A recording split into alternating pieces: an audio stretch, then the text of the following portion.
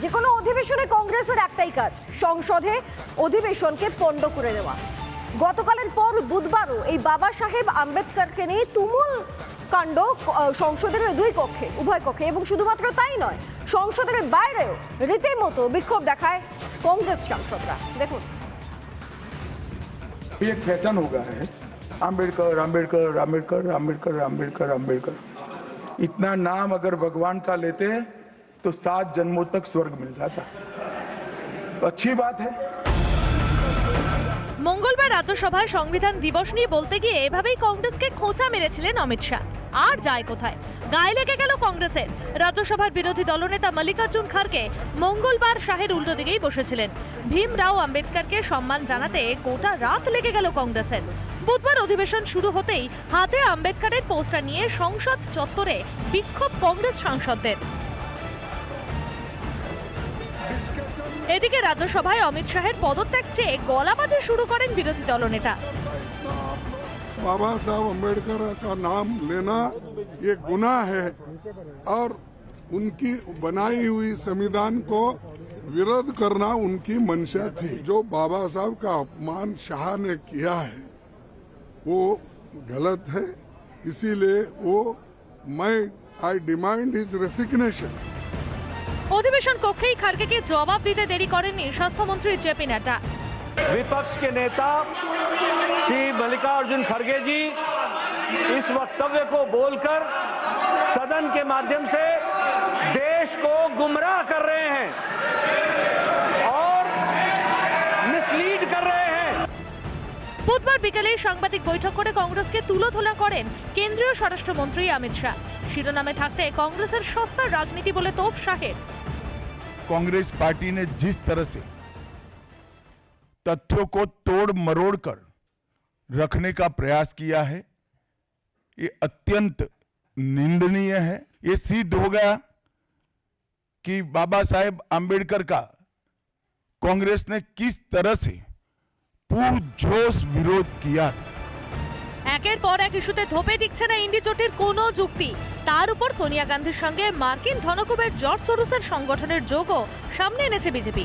স্বাভাবিকভাবেই চাপে গান্ধী পরিবার, তাই কি নজর ঘোরাতে অমিত শাহের বিরুদ্ধে এমন জোলো অভিযোগ? শাহ অবশ্য বলেই দিয়েছেন, রাহুল গান্ধী চাপ দিয়ে খারগেকে দিয়ে এমনটা বলিয়েছেন। রিপাবলিক বাংলা।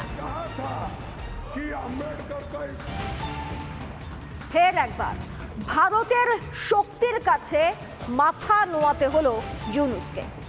আরাকান নিয়ে এই বাংলাদেশ যখন কার্যত চীনের দরজায় মাথা ঠুকছে, তখন বিদেশ মন্ত্রীদের বৈঠকে চীন কাকে পাশে চাইছে? ভারতকে। অর্থাৎ ভারত বিদ্বেষে চীনকে পাশে পাওয়ার বাংলাদেশের যে অনেক স্বপ্ন, সেই স্বপ্ন ইতিমধ্যেই জলের তলায় গিয়েছে। তবে এখান থেকে আরও একটা জিনিস প্রমাণিত, ইউনূস আপনাকে বলছি যে ভারতের আন্তর্জাতিক সম্পর্কের কাছে আপনি ইউনূস তুচ্ছ। পাকিস্তানের সাথে সুসম্পর্ক করলে আমাদের লস নাই, লাভ ছাড়া। চায়নার সাথে সুসম্পর্ক করেন, তখন ভাই ভাই বলে আমাদের পায়ে এসে ধরবে।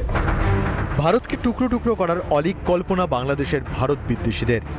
বামন হয়ে চাঁদ ধরার দিবাস্বপ্নে চীনকে পাশে চেয়েছিল ইউনূসপন্থী আর জামাতিরা, কিন্তু ইউনূসপন্থীদের সেই পরিকল্পনায় জল ঢেলে দিল চীন।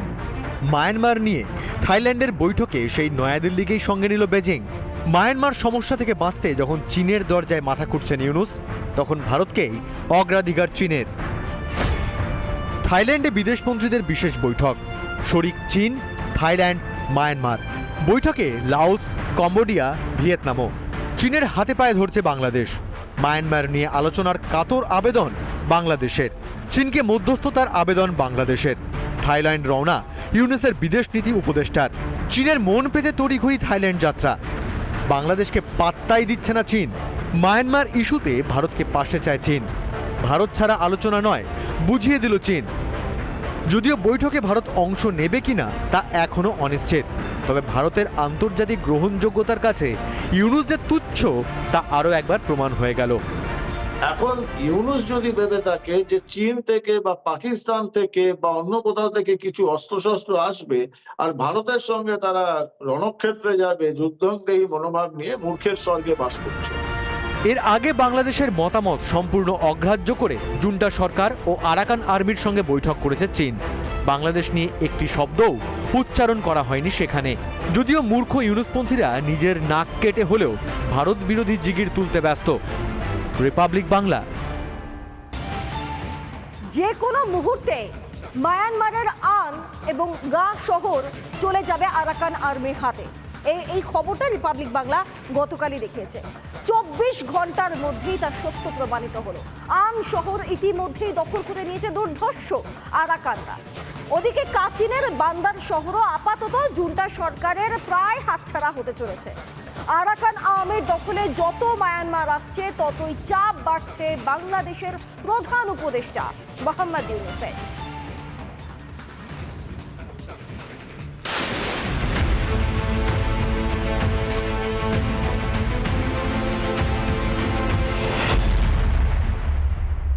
গৃহযুদ্ধে তোলপাড় গোটা মায়ানমার।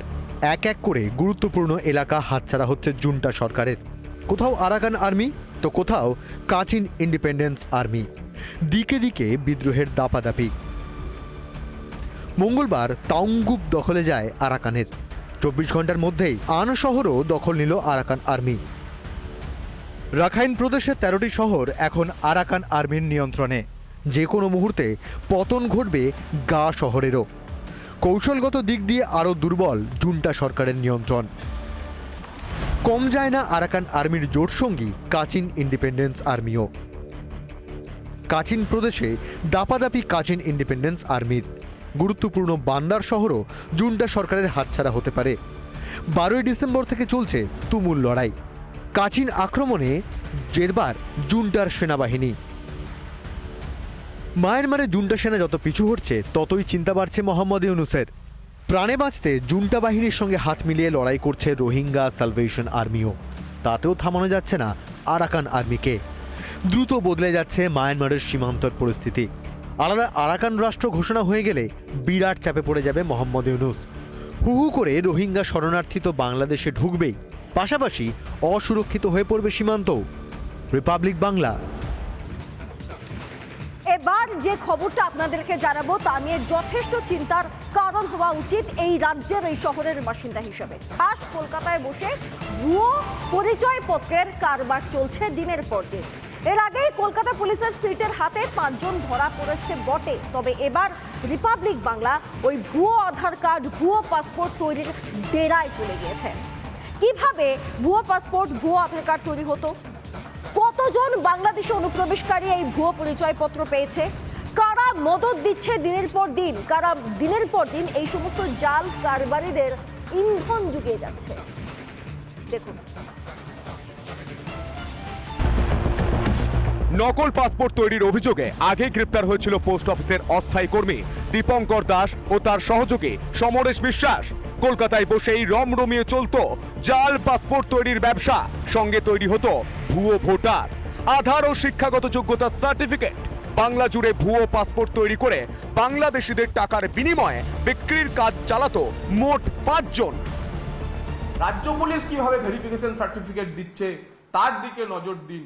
এ রাজ্য থেকে, এ রাজ্যের কোনো পাসপোর্ট সেবা কেন্দ্র থেকে যদি ভুয়ো পাসপোর্ট বেরোয় তার পূর্ণ দায়িত্ব রাজ্য সরকারের, রাজ্য পুলিশের, কলকাতা পুলিশের। কারণ পুলিশ ভেরিফিকেশন ছাড়া কোনো নাগরিকের বৈধ পাসপোর্ট ভারত সরকার বা বিদেশ মন্ত্রক ইস্যু করে না। কিছুদিন আগে ভবানীপুর থানার সিকিউরিটির কন্ট্রোল রুম থেকে একটি অভিযোগ জমা পড়ে। অভিযোগ করেন এক পুলিশ আধিকারিক। পাসপোর্টের নথি যাচাইতে সন্দেহ, 30 থেকে 35 জনের নথি নিয়ে সন্দেহ। কাগজপত্র যাচাইয়ে ধরা পড়ে ভুয়ো আধার কার্ড, ভোটার, মাধ্যমিকের নথি। এরপরই তদন্ত শুরু করে পুলিশ। বাংলাদেশের অশান্ত পরিস্থিতি নিয়ে একদিকে যখন অনুপ্রবেশ রুখতে সচেষ্ট কেন্দ্রীয় সরকার, ঠিক সেই সময় খোদ কলকাতা থেকে গ্রেপ্তার জাল পাসপোর্ট ও ভুয়ো নথির কারবারিরা। তাহলে কি অনুপ্রবেশ রুখতে পুরোটাই মিথ্যার আশ্রয় নিয়েছে শাসক দল? পাসপোর্টের চক্র আটকাবার জন্য কেন্দ্র রাজ্য সরকার যৌথ উদ্যোগ নেওয়া প্রয়োজন।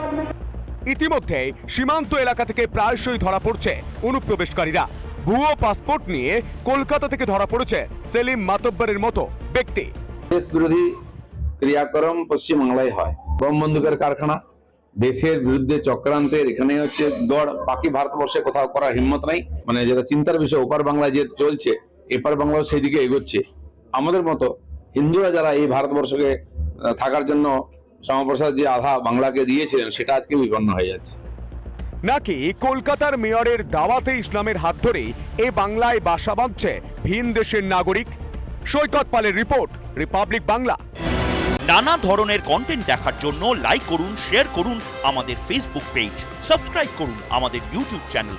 পাশাপাশি অন্যান্য ব্রেকিং নিউজের জন্য অবশ্যই চোখ রাখুন রিপাবলিক বাংলায়।